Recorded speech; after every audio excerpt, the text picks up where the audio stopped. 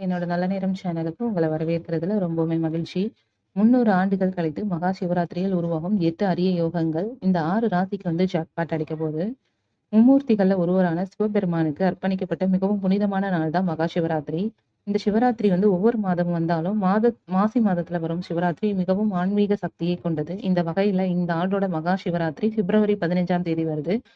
அதுவும் இந்த மகா சிவராத்திரியில மிகவும் சிறப்பு வாய்ந்தது என்ன அப்படின்னா, 300 ஆண்டுகளுக்கு பின் அரிதான கிரக சேர்க்கைகள் நிகழப்போகுது. அதுவும் 8 யோகங்கள் வந்து பார்த்தீங்கன்னா, ஒன்றாக மகா சிவராத்திரி நாளையில உருவாகப் போகுது.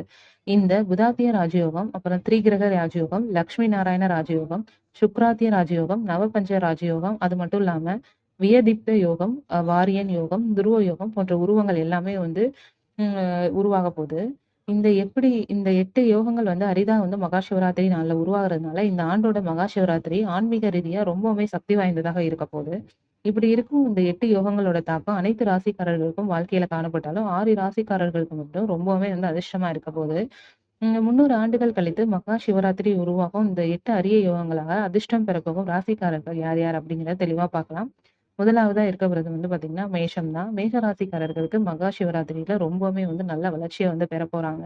நீண்ட காலமா நிலுவையில இருக்க வேலைகள் எல்லாமே வந்து வெற்றிகரமா வந்து முடிவடைய போது. பல வழிகள்ல இருந்து பணம் வந்து உங்களுக்கு தேடி வரப்போது. சிக்கிய பணம் எல்லாமே உங்க கைக்கு வந்து சேரும். முக்கியமா வந்து பார்த்தீங்கன்னா, மிகப்பெரிய சாதனை ஒண்ணு இந்த வருஷம் நீங்க புரிய போறீங்க. அடுத்ததா வந்து கன்னிராசி சொல்றாங்க. கன்னிராசிக்காரர்களுக்கு மகா சிவராத்திரியில உருவாகும் அரிய யோகங்களால தொழில், அதுக்கப்புறம் வந்து வியாபாரத்துல நல்ல முன்னேற்றத்த வந்து காண்பீங்க. புதிய முயற்சிகள்ல வந்து நல்ல வெற்றி கிடைக்கும். இந்த காலத்துல வந்து செய்யப்படும் முதலீடுகள் வந்து நீண்ட பலன்கள வந்து தரும். விருச்சகம் வந்து என்ன சொல்றாங்கன்னா, மகா சிவராத்திரியில உருவாகும் அரிய யோகங்களால விருச்சிக ராசிக்காரர்களுக்கு பணியிடத்துல வந்து பதவி உயர்வு, அப்புறம் வந்து புதிய பொறுப்புகள் வந்து வழங்கப்படலாம். நீண்ட கால கடின உழைப்புக்கான பலன் வந்து உங்களுக்கு கிடைக்கும். தொழில்லயும் நல்ல முன்னேற்றம் ஏற்படும். மேலும் வந்து பார்த்தீங்கன்னா, சிவனோட பரிபூர்ண அருள் வந்து உங்களுக்கு நேர்மறையான பலன்களா வந்து கிடைக்கும். அடுத்ததா வந்து மகர ராசி தான் சொல்றாங்க. மகர ராசி வந்து சிவராத்திரியில உருவாகும் அரிய யோகங்களால மகர ராசிக்காரர்களோட நிதி நிலைமையில நல்ல உயர்வ வந்து பார்க்க போறீங்க. சிக்கிய பணம் வந்து கைக்கு வந்து சேரும். தன்னம்பிக்கையும் உங்களுக்கு அதிகரிக்க போது. வேலை மற்றும் தொழில்ல வந்து நல்ல வளர்ச்சிய வந்து காண்பீங்க.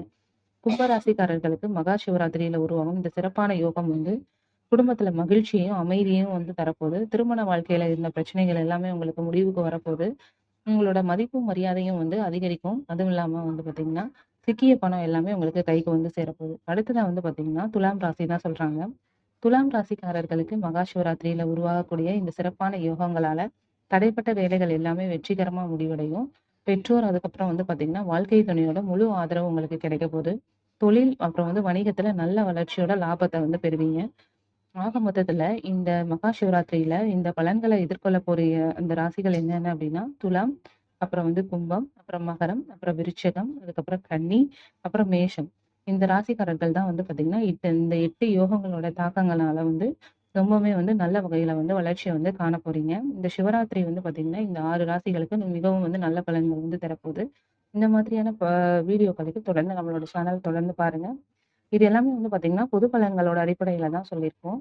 நீங்க வந்து எந்த விதமான நல்ல காரியங்கள தொடங்குறதுக்கு முன்னாடி உங்களோட சுய ஜாதகத்த ஒரு முறை பரிசோதிச்சுட்டு, அதுக்கப்புறமா தொடங்குங்க. ரொம்ப நன்றி நண்பர்களே!